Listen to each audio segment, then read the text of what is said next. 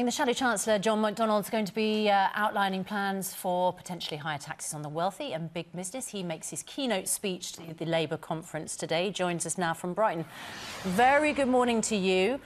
Just in reference to that last story, actually, some critics might accuse some, Labour Party members, supporters, of living on a different planet with the huge surge of support for Jeremy Corbyn. One of the things that you have to prove is that the Labour Party can now be trusted with the economy. How are you going to do that? Well, we're going to set out our proposals this morning for opening up a national debate about where our economy is and where we need to grow it. I've heard some of these rumours about massive tax increase. I think the Tory party must have been affected by the lunar eclipse last night. We've said nothing whatsoever. We're actually not making any major statements on tax today. What we're saying is we recognise there's a deficit and we're going to tackle that deficit. Yes, we are going to vote against some of the tax cuts to the rich that the Conservatives are introducing. Our main thrust is around making sure we tackle tax evasion and tax avoidance, but more importantly, we want to start growing the economy. So where they've got these fantasy figures about increases in taxes from, I have no idea. OK, are you planning to propose an increase in national insurance contributions? We haven't discussed that yet. What I'm saying today is we're going back to actually making sure there's rational debate about our tax policies, our economy, and how we grow the economy. I'm setting up today an economic advisory committee which will be advising us in the long term, which includes some of the most leading economic thinkers in the world, Joseph Stiglitz, Piketty, Professor Mariana Mazzucato, a whole range of people who will give us advice so that we test our...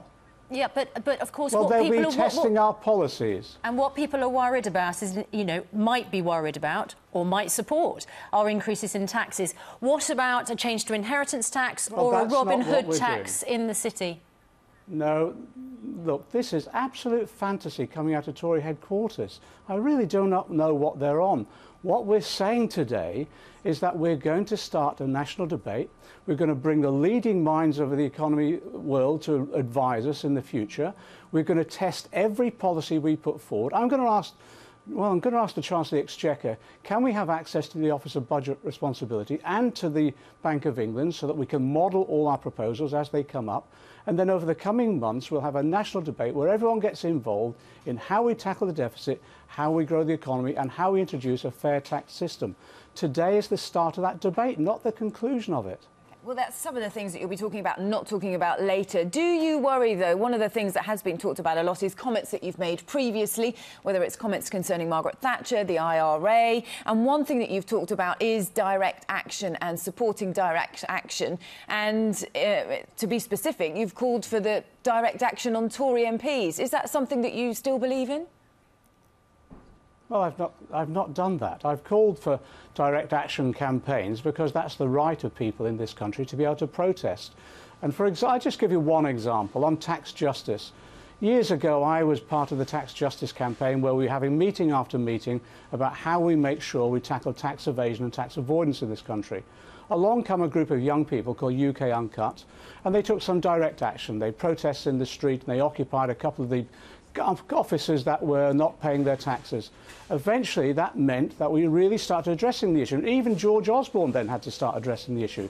So sometimes, in addition to parliamentary debates, we do need a bit of protest in this country.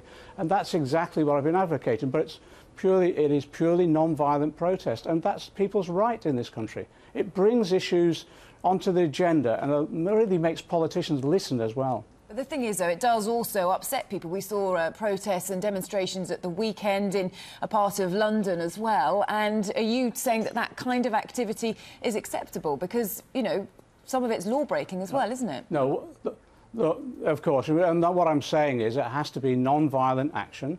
And what you have to do is make sure that you're not upsetting people, but actually you're getting your point across. Because if you upset people, people stop listening. But the whole point of today, actually, is to give people an opportunity to channel their ideas into a real national debate about the future of our economy. In that way, to be frank, people don't need to protest. They simply need to join the Labour Party and become part of that discussion. Are you aware that no matter who wins this, the party looks like it's imploded? Well, the party certainly stands at a crossroads today. It does. This is a big moment for the Labour Party, a big decision in terms of which way do we go from here.